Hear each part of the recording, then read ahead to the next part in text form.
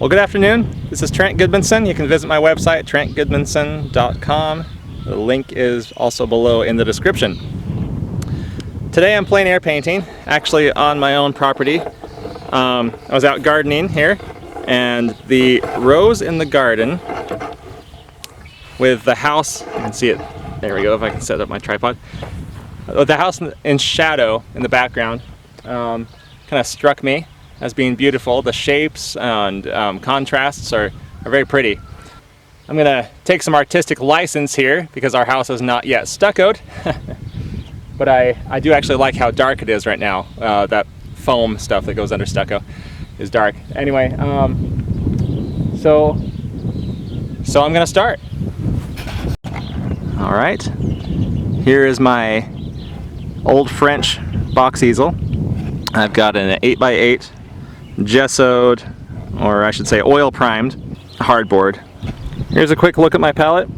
I'll put the colors in the description below. Alright, here we go.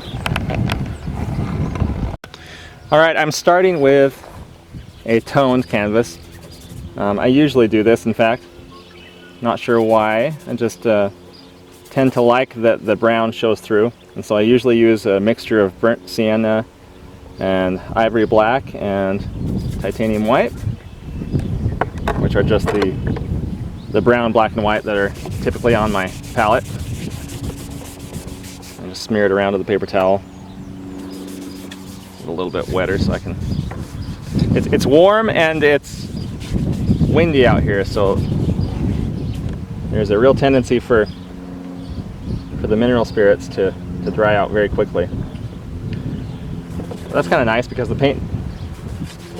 finished painting will dry out probably before I go to bed tonight. Which I guess could be good or bad, but in this instance I think it's a good thing. Alright, it's lightly toned. Sorry about the wind. I'm covering the microphone now, hopefully that's better. Okay, I'm mixing burnt sienna and black. I'm just going to try to design this real quick. I love this tall tree.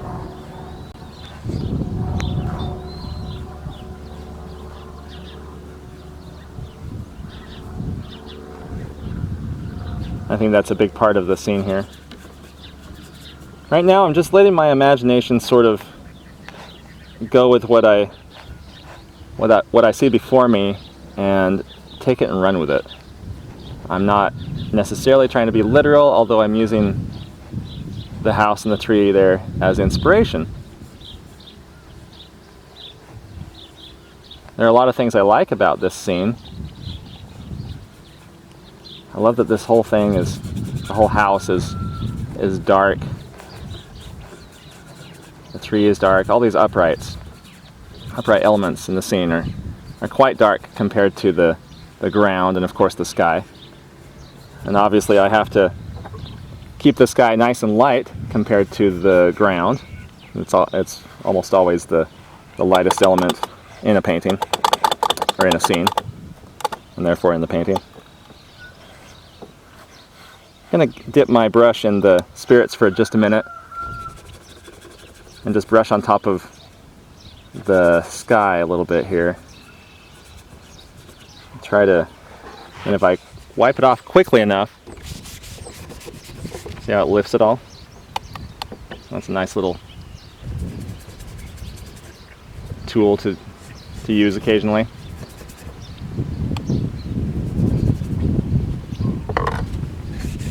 I still want some of that color to show through, but not quite as dark. I don't want to have to fight against it. I'm just going to make the lines in the garden down here, since that's part of what inspired me in the first place. I don't want to get so caught up in the painting that I forget to paint those elements, and that does happen on occasion.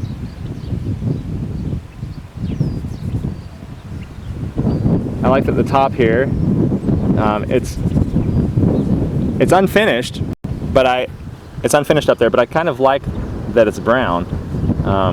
In fact, as I'm building the house, I might actually do something to keep it that way. But I think it's interesting visually.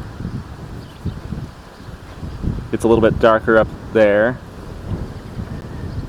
and you know, it's nice as artists. We don't have to pick apart why things look the way they do. We just have to paint it the way that we see it. It's kind of nice. We don't have to. I mean, we are recreating it, which can be difficult, of course, but we're not having to ask ourselves why it looks that way. We don't have to be a scientist or a builder, a house builder, but we are kind of building. We're rebuilding what our mind sees. And I'm kind of just, in a very general way, indicating how dark things are compared to each other. So, just establishing, you know, the tones, the values. There's a roof over here. It's metal. It's reflecting the light quite brightly.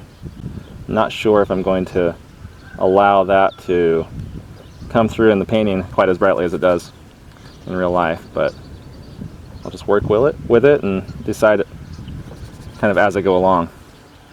This tree there is kind of interesting. I like that it's covering up the corner of the house, kind of breaks up this line.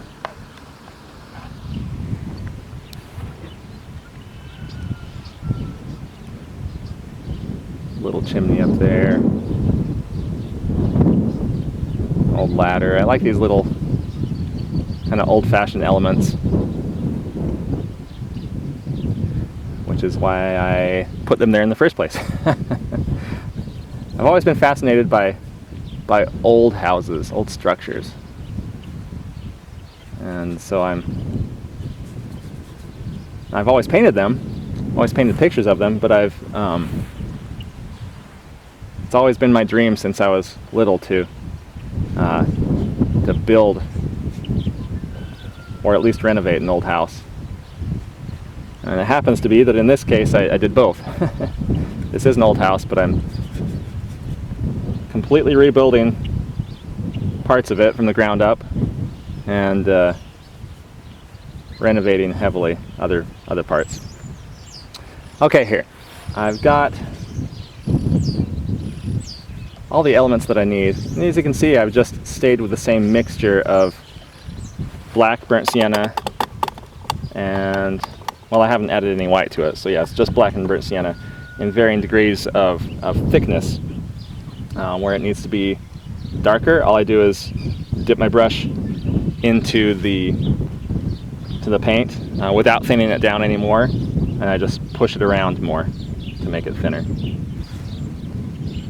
Okay, I'm going to zoom in on my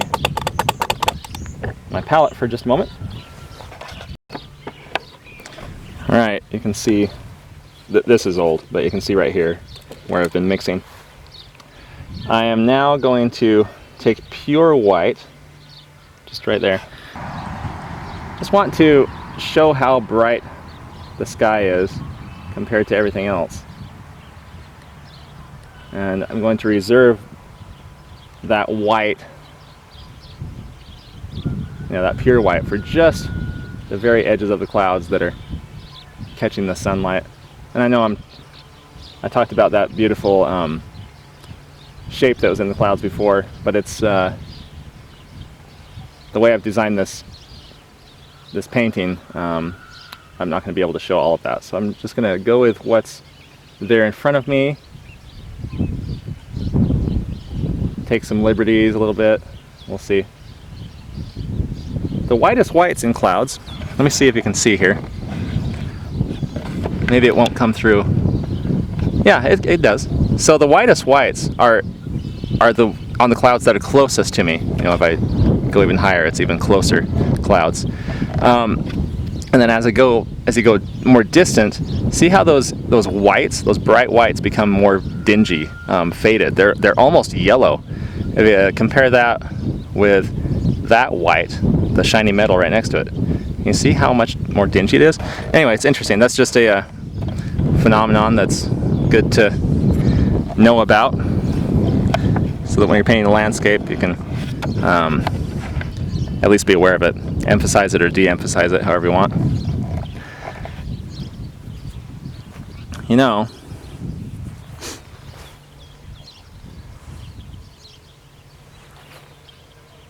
I'm not sure that I designed it quite the way I first intended, but I like it nonetheless. So, okay, gonna zoom in on the palette again.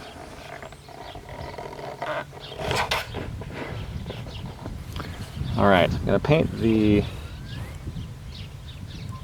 sky color next. Now that I've done the clouds, it's relatively easy to just paint around those. So I'm adding just a little bit of ultramarine blue to my white, and I'll go up here and see if it looks correct. I'll put a little bit more in, just nothing more than ultramarine blue.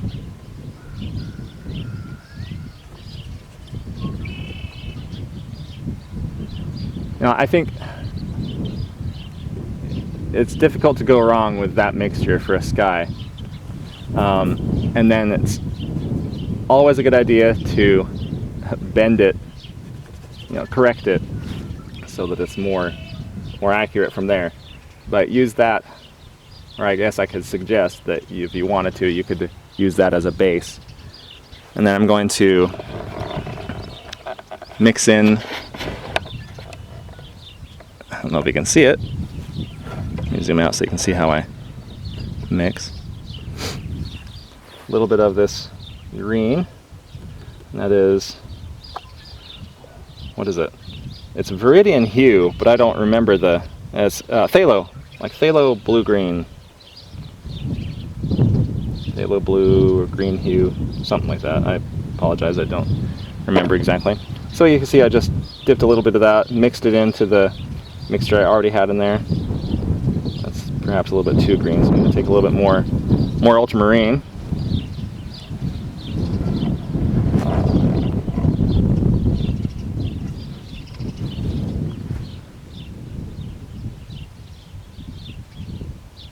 See, I'm not trying to obliterate the ultramarine. I'm just painting into it. I always prefer an impressionistic stroke. So I'm going to paint in a manner that kind of reminds me of how the clouds actually are.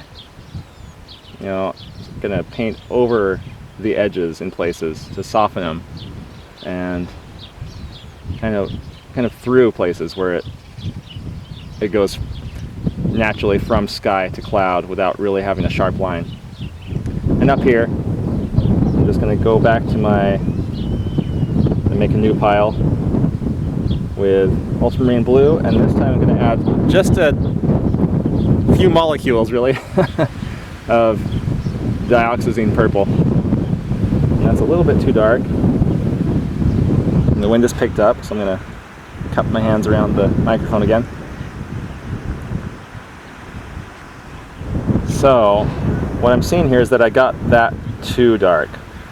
If I look at the scene in front of me, the cloud shadows, these parts of the clouds that are in shadow, are actually lighter than the sky around them. Not by much at all, but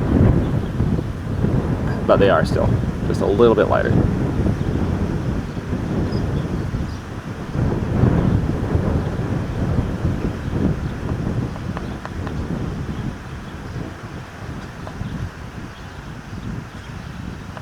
I don't know if this painting is going to turn out or not, but it is fun to record visually the scene in front of me in this day. And so in that way, it's always valuable. It's a good reference for later paintings. It's very valuable as just a personal record of the day. I guarantee you I will always remember this day. And exactly what the weather felt like. I remember the sounds of the red-winged blackbirds in the background, the wind, the smells, everything. Because I'm concentrating on what it looks like, and yet all of my senses are aware.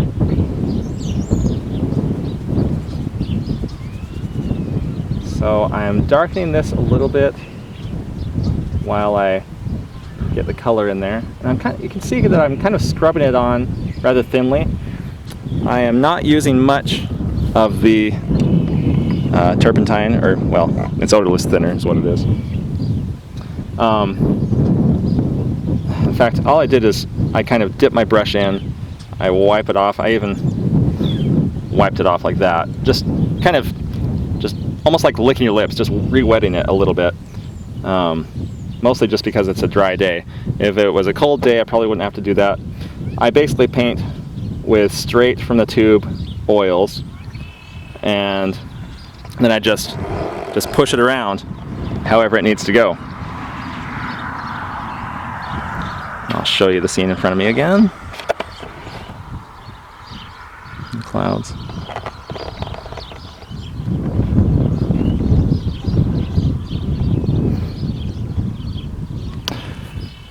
So I find that using thick paint but pushing it to thin it out gives me a lot more control than using thinned down paint. And it may be just me, but it also may be that I am thinking of every stroke that I put down past that brown block end stage. Every stroke that I put down could end up being the final stroke and showing up in the final painting. And so I'm thinking of it in terms of that. And I'm really just slowly correcting the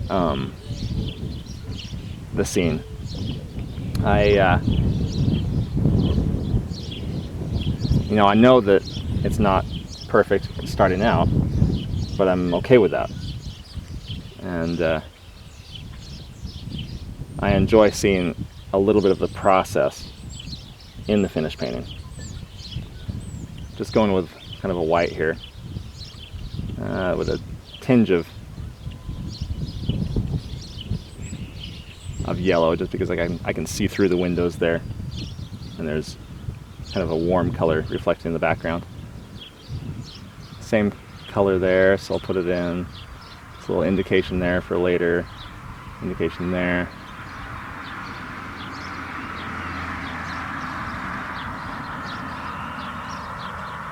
These windows are in very odd spots, but there's something whimsical and kind of fun about where they are.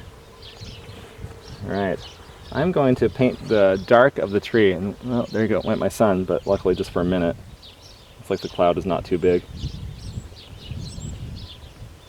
All right, now this is an interesting dilemma that a lot of people face, and maybe you don't, but I've heard this a lot from students, is how do you mix green?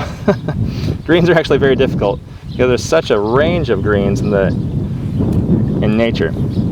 And this green is both warm and cool, or at least it seems that way, so it can be rather difficult.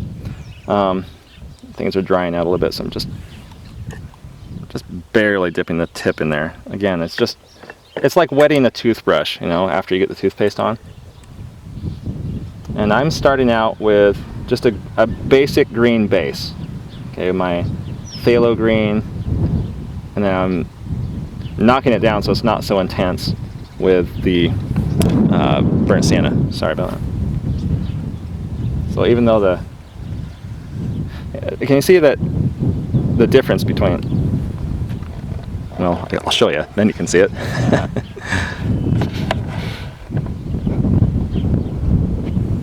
See how much more fluidly this goes on. because the brush was wetter. More wetter, I don't know if that's a real word. Anyway, I'm treating this part as the underpainting, and so I'm not as concerned with the final brush stroke as I am with just getting the color down. So I'm thinking about both value and color at the same time. Oh good, now the sun has come out. So at this point I have to, oh, there I am. I am having to decide in my mind what colors to make things. Here's my face. As well as what value. And that can be difficult because if you add dark blue to a color to make it more blue, or, you know, cooler, then it also darkens it. And so you've got to lighten it up again. Unfortunately, white will also cool it off. And so you've got to be balancing these things constantly. Not only with your pigments, but also in your mind. It can be very difficult, actually. You've just got to always be comparing one thing to the other. And I find it helpful, since I have bad vision, to take off my glasses on occasion, or just to peer over my lenses and sometimes see the whole thing out of focus, just see them as, you know, it loses a bit of the detail, and I'm able to compare colors a little bit more. A lot of people squint. It's a little bit hard to see color comparisons when you're squinting, but it actually is a very valuable tool when comparing values. You'll be surprised how close some things are in value when you squint, and that's the way you should paint them. Well, that's my opinion anyway. The way that I paint. Okay. Obviously I've centered this painting, or centered the house in the painting, rather. Again, not quite what I set out to do. It's certainly a different feeling than what I originally thought of when I saw the scene, but I like it.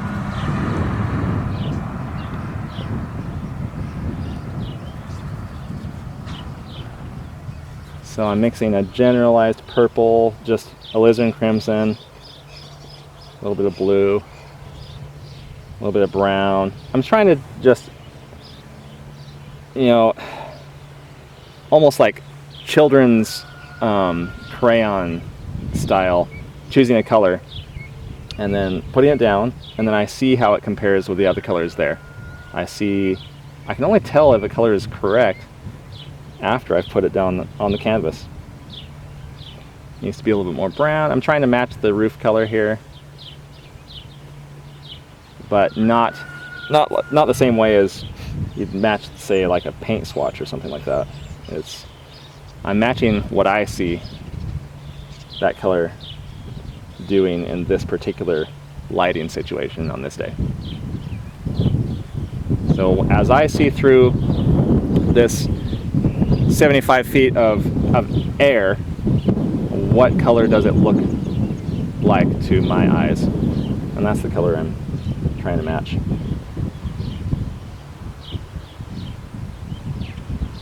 It's actually a little bit more complex than that even, but basically just paint what you see and compare it to the other things that are there. If it needs to change, then just change it.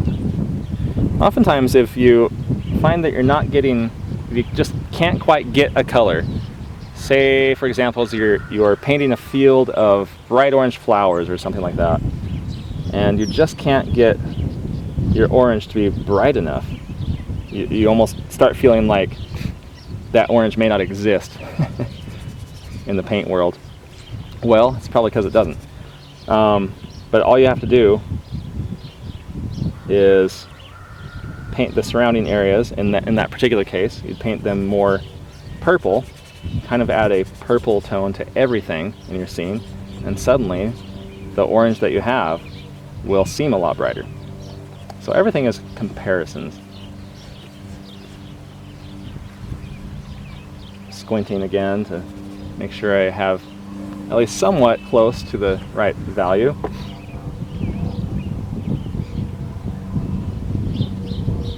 I'm mixing a black with some blue right now. A little bit of burnt sienna. Gonna darken this up. I'm gonna bring that up higher. I kind of like the looming, tall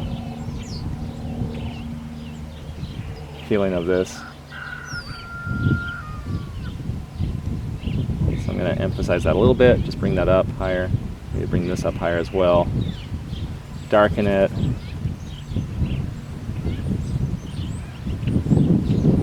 Darken all of this. I'm going to indicate, okay, right now I've got nothing but pure, straight from the tube black. I'm just going to put this right there just as a comparison type of a measure.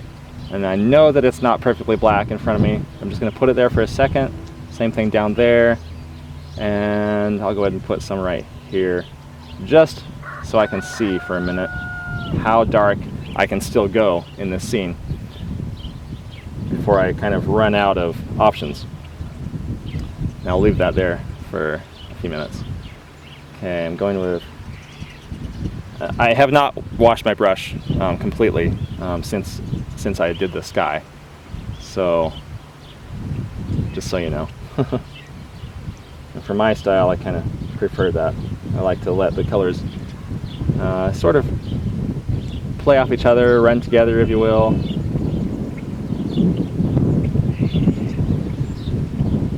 Black and black and burnt sienna. Just getting some dark parts in this tree. It's a rather impressionistic method.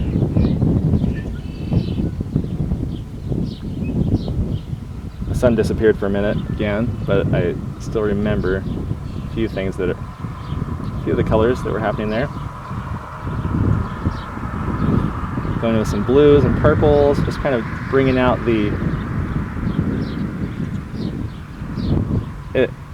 it's essentially the sky reflecting off the leaves, or might be more accurate to say that it's the light from the sky enveloping that part of the tree. The same thing is happening on this side, although in a slightly different way. The sky is showing through, but in an impressionistic way, those two colors are kind of mixing together. The sky is affecting how the tree looks. The tree is darkening what the sky looks like through the tree. Things are all connected in that way. Yeah, I'm gonna go for some straight green for just a moment. I'll show you. So I've just got straight green. Tiny bit of yellow. Too much, so I just wipe it off there. I'll get a little bit more. So kind of I'll go more still. So a deep, dark, limey green. I'm gonna see how that looks right here. So the shadow of the house on the grass.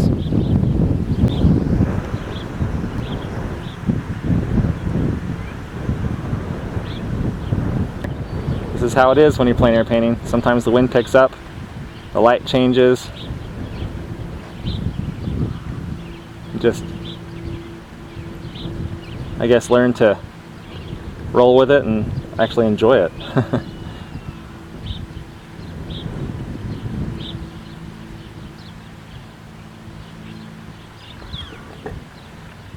Now I'm going to start with a new pile of yellow, just straight cadmium yellow light is what I have there. I have not cleaned my brush though, so it's going to be a little bit green. Let's see, that's a little bit too bright for me. I'm going to mix green with it. I don't usually like this color, just this limey green type of thing, but it seems to fit today. Now I'm going with green and white to get more of a mint green. I don't know, I'm calling them these things, you can call them whatever colors you want. I'm just looking at what I see, trying to define in my mind what color I need to add or take away to make it more correct in that spot. Whoops. Sometimes if I'm not watching carefully enough, I'll put a stroke where I don't want it. I make a nice soft edge right there and a couple other places. Just vary the edge. So this is grass in shadow, this is grass and weeds in front of it. And use a little bit of dioxazine purple because I see some purple in there. And whenever I see a color, especially in a landscape, I make every attempt to actually push it just a little bit beyond what it might actually be.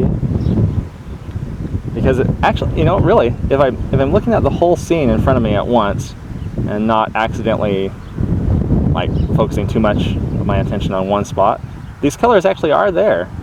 And that purple really is there, but not if I stare at it. If I stare at that little spot there, it doesn't look purple.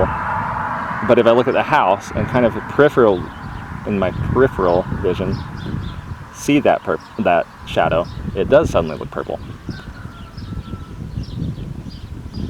So dioxazine purple, I just mixed it actually with a little bit of the sky color that was already on my easel. That's too light. So I'm going to mix it with some of this dark color that was there, darken it down, and add a little bit of brown to it.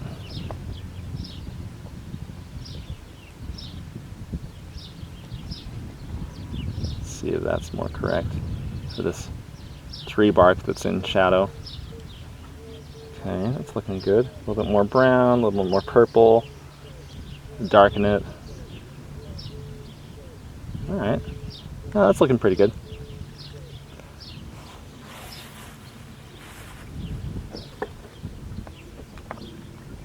Okay, black and purple mixed together with a little bit of white. Get this house to be darker the way it should be, but it's not as dark as that the grass that's in shadow.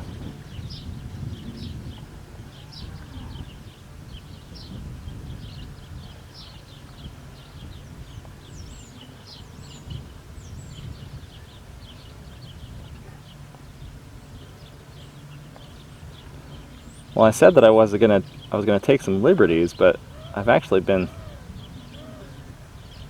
almost literal.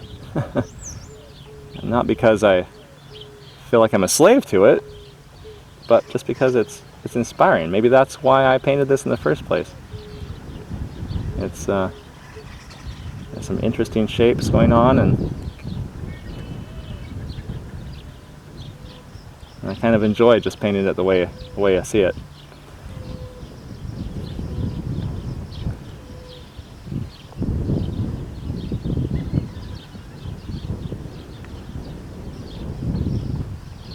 Finally put this dark over there, the rest of the house. There's some dark parts down here that fade into the lighter parts. If someone saw this painting and didn't see this video, or didn't know what this house, the construction phase that this house is in, I wonder what they would think when they see this color. Probably aren't very many houses that are that color when they're finished, but it is interesting. I've painted some kind of ugly things in my day, and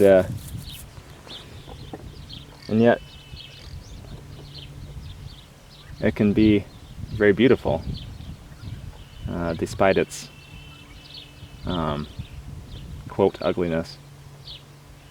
Some of my favorite paintings are by the old deceased Russian painters, you know, Soviet era painters, and a lot of times they would paint a barnyard just full of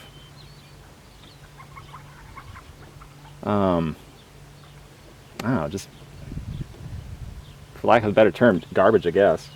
But it was actually really, really gorgeous. The way they captured the colors and the values, you could tell that it was accurate. And that's what made it beautiful. And there was a certain order to that you know, farm trash. Broken fences and things, and you know, whatever it was, there's a certain beauty to it. Recently I read a quote about antiques. It says, "Those who love antiques are really lovers of patina." I think that's why I like old things. It's just the idea that there's been some real history there. You can see that it's withstood despite how time has treated it. And it's been given a new life by its owners, or whatever the case may be. Anyway. Philosophy lesson there.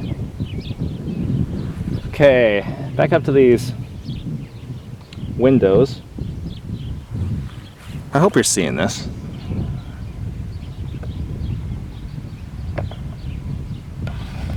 I'm going to change the angle here. Alright, just came to my attention that was probably out of focus for a good portion of this. I apologize.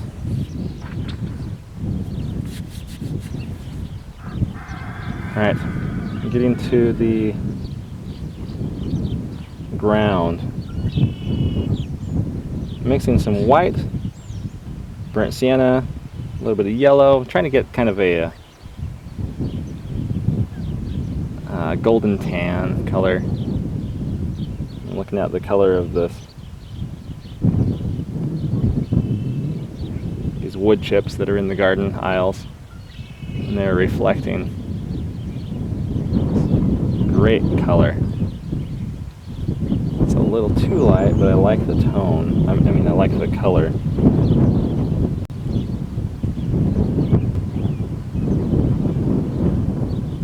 Rather impressionistically. There's some variety in there, and I want to retain that. It gets a little darker as it recedes to the right.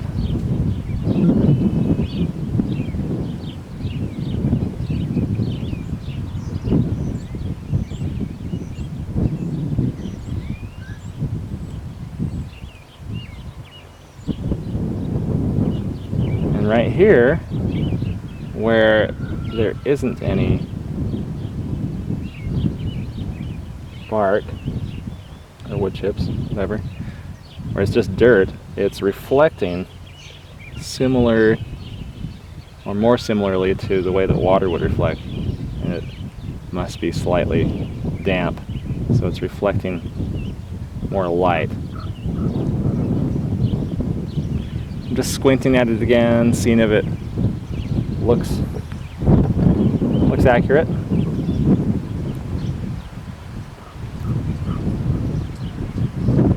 Okay, I'm just going to go with a light purple, purpley bluish thing. Indicate some of the light parts of the windows.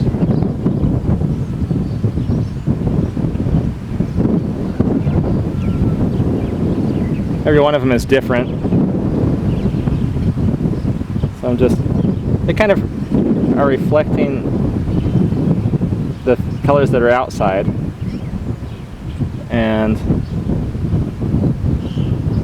but I'm sort of just saying to myself, well, that one looks a little bit bluish, and it's a little bit darker than the surrounding area, or a little bit lighter, or whatever the case may be, and I'm not worrying too much about the accurate color. as much as I am just how it looks in comparison.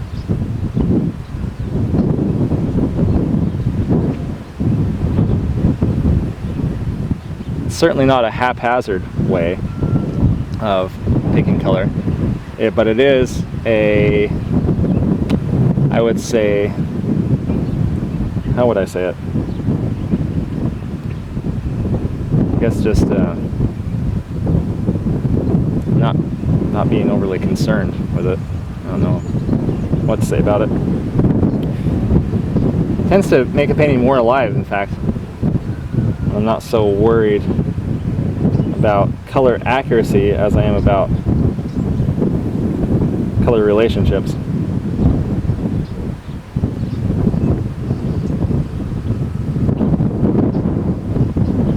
I could paint this house whatever color I want, and as long as the relationships between the colors are correct, if they're responding to the light and reflections the same, you know, in all the right ways, then it doesn't matter what color the house is, because there'll be a certain element of reality to it if I'm just following the pattern of lights and darks, and the relationships of lights and darks between each other, and the color relationships, mostly referring to how warm or cool the colors are.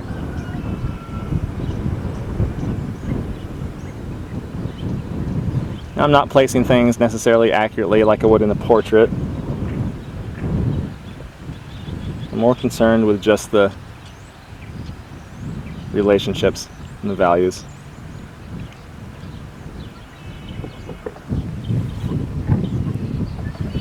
Alright, I am dipping into the yellow again. I'm going to paint the light parts of the tree. So I'm going with yellow, a little bit of green to make a light yellow color. Adding a little bit of brown. Let's see how that goes. Oh, that's pretty close. A little bit more white maybe, a little more yellow. Put it next to it instead of on top of it. That way I'm getting an impressionistic type of a color mixing. And it makes it more interesting anyway. A little more green for this part. I'm just following the cues, the things that I see happening in real life. I'm just seeing that this branch, for example, is just a little bit more green than this one. It's reflecting a little bit less of the light, or in a different way. And so I'm just, hey buddy, just looking at that and kind of going a little bit further, or at least not overthinking it. A little bit greener in there. In fact, the whole thing should be more green. A little purple. Oh, it really picked up now.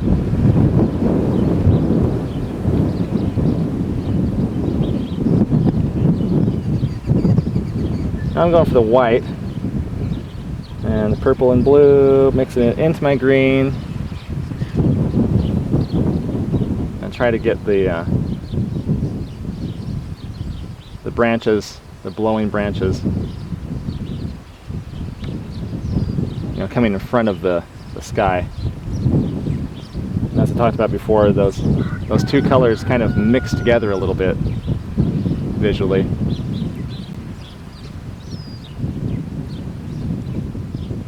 The smaller the branch, the more of the sky color is going to be evident.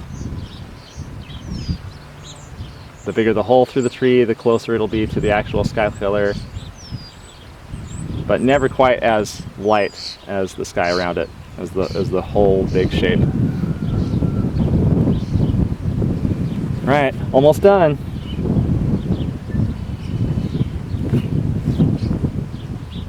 Just finally gonna mix another dark color. Well, maybe this isn't the final thing, but something I need to do.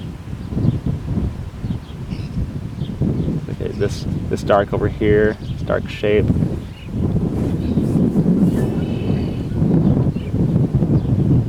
The dark shape there.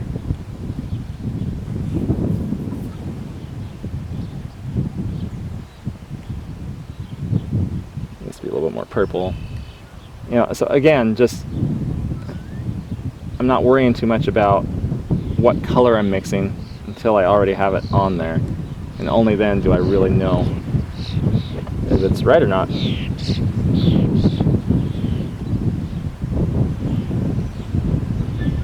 Since this is a small shape, these are the points of the ladder.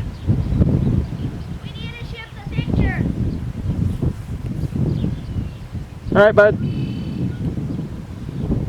Hey, Daddy. We need to shift the pictures. Okay, buddy.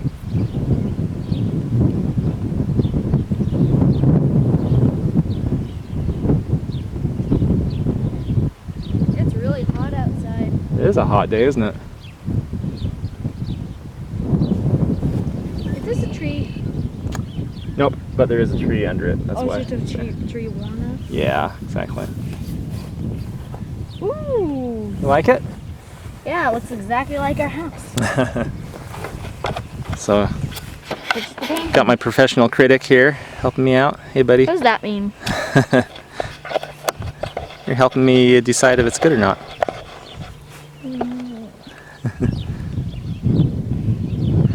You need to do the foam. The spray foam. The foam, yeah. Needs to do this. Needs to do the stucco. Eventually, huh? The thing is, we haven't decided what color we're gonna Oh no, Dad. do it yet. You forgot Oops. to do the yellow shovel. And the bucket. Isn't that great that I can leave out certain things? I kind of do like that blue bucket though. I think the shovel gives it some nice. Yeah. What about the red hose? Maybe I'll put a hose in there. Let's see.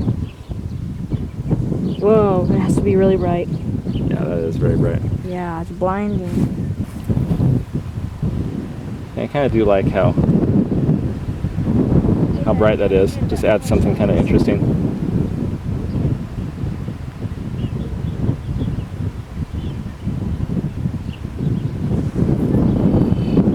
Okay.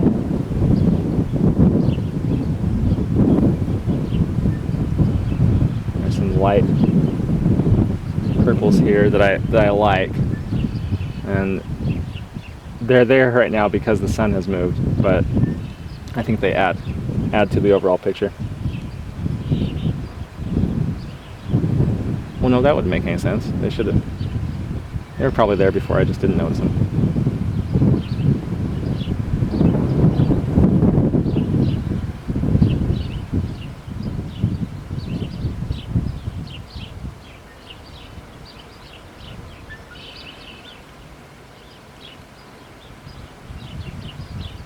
Alright, just indicating this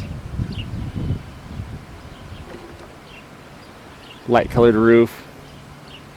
Now that I can see through the tree there. But I can't paint it the same color that I painted there. I have to paint it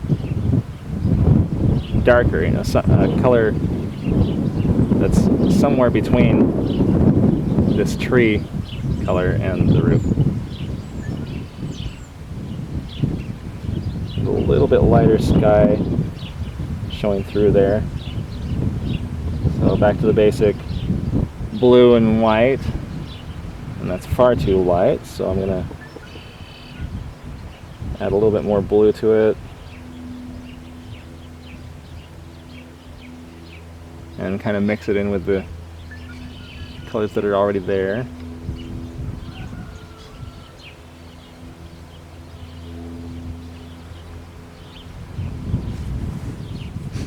Alright, it's coming along. I'm very close to being done.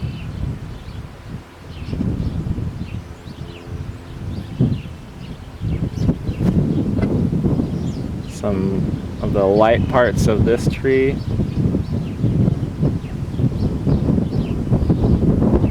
Blowing in the wind right now.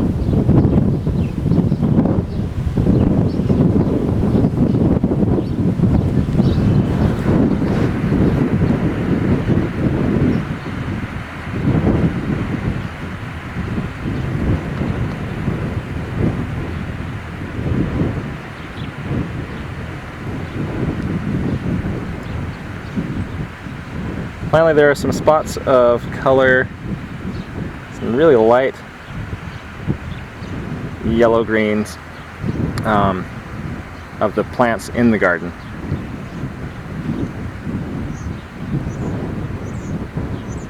Got some peas and soybeans growing over there.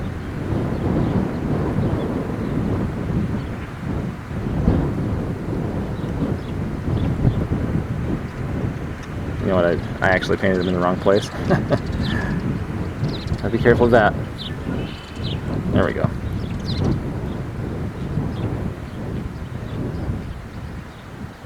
I painted them in the aisles instead of on the tops of the mounds where they're supposed to be, or where they are.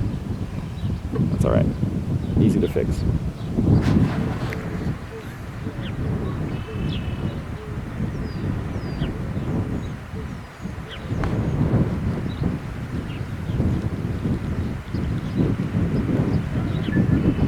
Slightly different color, just a little bit more saturation, a little more green, a little more yellow, to get some of these, maybe a little bit of purple too, to get some of the dark parts, these shadows. And the sun is kind of shining through those things. Looks like that same color exists up here just a little bit, so I'm going to go ahead and add it now.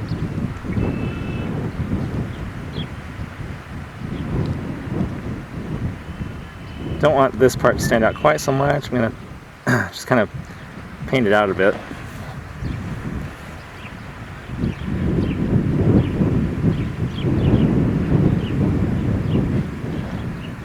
Let's see. I'm just kind of looking around for last minute stuff.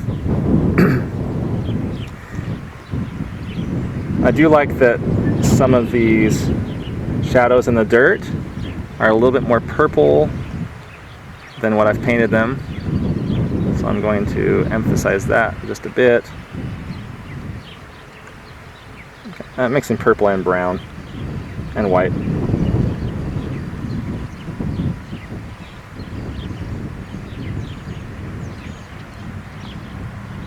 There's no need to be 100% accurate in this case because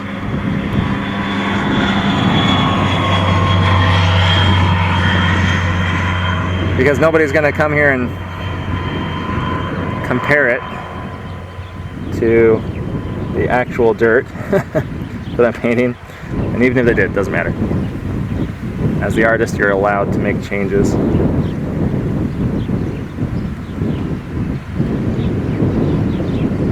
Because you're not painting this scene, you're just inspired by this scene, and you're painting an interpretation and an inspiration based on this scene.